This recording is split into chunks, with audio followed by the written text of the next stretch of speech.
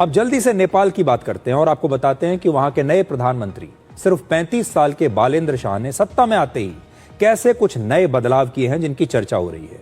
देखिए क्या नए बदलाव है। भ्रष्टाचार को खत्म करने के लिए 15 दिनों में कमेटी बनेगी जो बड़े बड़े नेताओं और अधिकारियों की संपत्ति की जांच करेगी।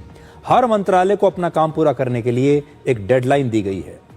कोचिंग सेंटर्स को 15 दिनों में बंद करने का आदेश दिया गया है, जिससे वो अपनी शिक्षा व्यवस्था को सुधारना चाहते हैं और कोचिंग सेंटर्स का जो बिजनेस चल रहा था, व्यापार चल रहा था, उसे उन्होंने अब बंद कर दिया है।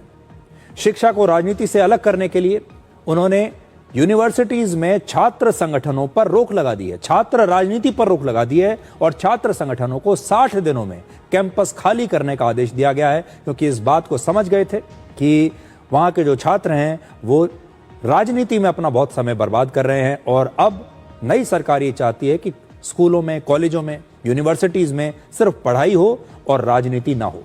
शिक्षा में स्थानीय पहचान को बढ़ावा देने के लिए तमाम स्कूल और कॉलेजों के विदेशी नामों की जगह अब वहां पर नेपाली नाम रखे होंगे। जो अंग्रेजी नाम वहां पर चल रहे थे स्कूलों के और कॉलेजों के, उन सबको हटाकर अब वहां नाम बदलकर नेपाली में नाम रखे जाएंगे। हमारे देश में आप देखिए कितना लोग विरोध करते रहते हैं जब हम अपनी भाषा में किसी शहर का नाम बदलते हैं, किसी जगह का नाम बदल देते हैं, लेकिन नेपाल की सरकार ने आते ही तमाम अंग्रेजी के जो नाम हैं स्कूल कॉलेजों के, वो सब बंद करने का आदेश दिया है। हर नाम नेपाली में होगा।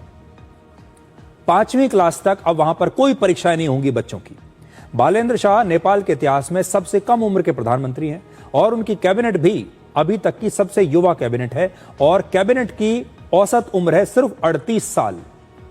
दिलचस्प बात यह है कि इस नेपाल सरकार में कई ऐसे मंत्री भी हैं जिनका भारत से बहुत पुराना रिश्ता रहा है। नेपाल की नई स्वास्थ्य मंत्री निशा मेहता ने दिल्ली के एम्स से नर्सिंग की पढ़ाई की है।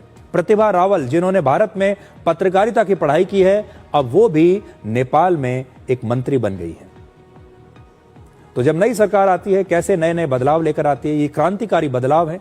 अब देखना यह होगा आगे चलकर कि इन बदलावों का नेपाल के समाज पर और देश पर कितना असर होगा, ये कितने असरदार होंगे और किस हद तक इन्हें लागू किया जाएगा।